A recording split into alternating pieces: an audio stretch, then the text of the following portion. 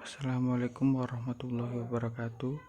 Perkenalkan, nama saya Ferdian Agung Nugroho, NIM 20104210054 dari kelas akuntansi B. Di sini saya akan mempresentasikan tentang pengertian kalimat efektif dan paragraf.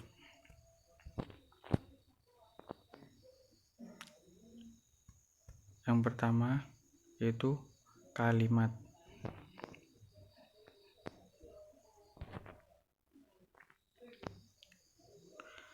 Kalimat adalah satuan bahasa berupa kata atau rangkaian kata yang dapat berdiri sendiri dan menyatakan makna yang lengkap.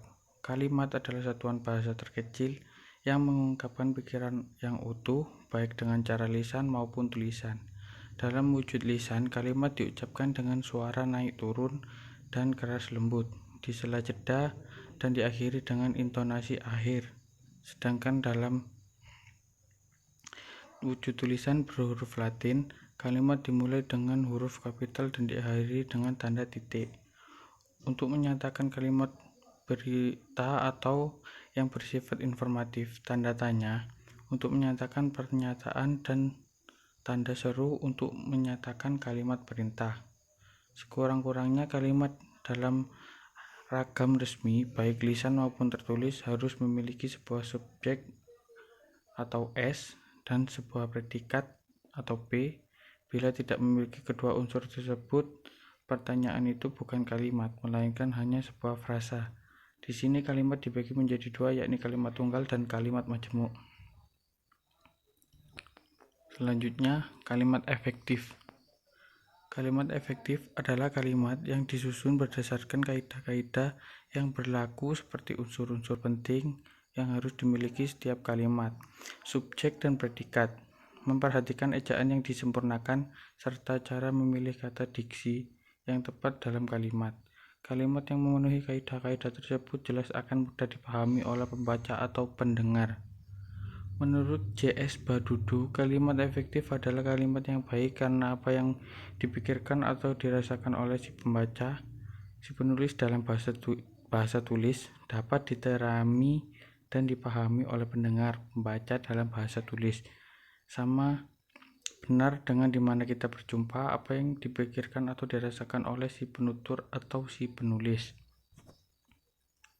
Selanjutnya ada paragraf. Sebuah paragraf dari bahasa Yunani paragrafos, menulis di samping atau tertulis di samping, adalah suatu jenis tulisan yang memiliki tujuan atau ide.